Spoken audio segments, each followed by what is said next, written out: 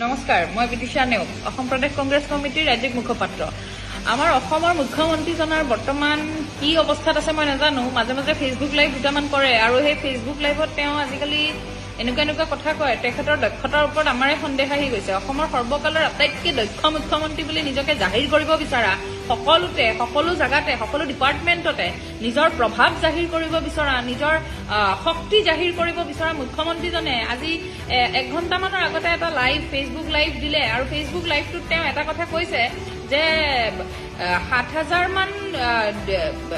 মান পোষ্টৰ বিপৰীতে কেইবা লাখো এপ্লিকেশ্যন কৰিছে তৃতীয় আৰু চতুৰ্থ শ্ৰেণী এডিআৰিৰ পৰীক্ষাৰ কাৰণে।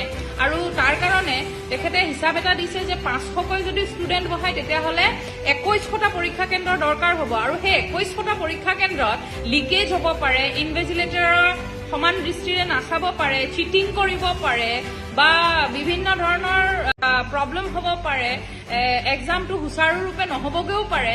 গতিকে তেওঁ নিজেই যিখন ৰাজ্যত তেখেতৰ নিচিনা মানুহ এজন মুখ্যমন্ত্ৰী, দক্ষ মুখ্যমন্ত্ৰী, তেখেতৰ নিচিনা মানুহ এজনে যদি এনেদৰে নিজৰ শিক্ষা বিভাগটোৰ, অসমৰ শিক্ষা বিভাগটোৰ ফুপুলা স্বৰূপটো জাহিৰ কৰি দিয়ে ফেচবুক লাইভৰ জৰিয়তে, ইয়াতকে আৰু দুখৰ কথা, হতাশৰ কথা আমাৰ অসমবাসীৰ কাৰণে এই মুহূৰ্তত একো হ'ব নোৱাৰে। তেওঁ আল্টিমেটলি স্বীকাৰ কৰিলে যে তেওঁ যি শিক্ষা বিভাগৰ কথা অসমক দেশৰ ভিতৰত 5 ৰাজ্যৰ ভিতৰত এখন কৰিব বুলি তেওঁ যিবোৰ কথা কৈ থাকে, সেই কথাবোৰৰ একচুৱেলি তেওঁ একো ভেলিউ নাই। কাৰণ তেওঁ এটা পৰীক্ষা ভালদৰে যে পাতিব নোৱাৰে, নিয়াৰিকৈ যে পাতিব নোৱাৰে, সেই কথাটো তেওঁ আজি আল্টিমেটলি স্বীকাৰ কৰিছে। তেওঁ স্বীকাৰ কৰিছে বাৰে বাৰে যে 2100টা পৰীক্ষা কেন্দ্ৰ চলাবলৈ তাতে লিকেজ হ'ব পাৰে, পৰীক্ষাত গাফিলতি হ'ব পাৰে। সেইকাৰণেহে হেনো তেওঁ এডিআৰিৰ তৃতীয় আৰু চতুৰ্থ বৰ্গৰ পৰীক্ষাখিনি APSCৰ নিচিনাকৈ 3টা স্তৰত পাতিম বুলি হেনো পৰিকল্পনা কৰিছিল। চাওকচোন কেনেকুৱা আচৰিত কথা কয় মুখ্যমন্ত্ৰীজনে।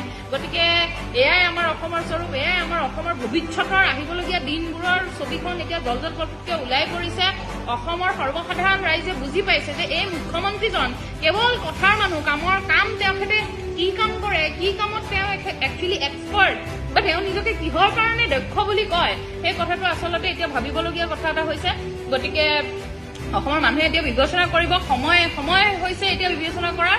ভৱিষ্যত দিনলৈ আমি সকলোৱে মিলি এটা শুদ্ধ সিদ্ধান্ত ল'ব পৰা হ'ব লাগিব। গতিকে মই পটককে এই কথাখিনি লাইভ ফেচবুকৰ ভিডিঅ' যোগেদি আপোনালোকক জনাওঁ বুলি কৈ দিলো। ধন্যবাদ।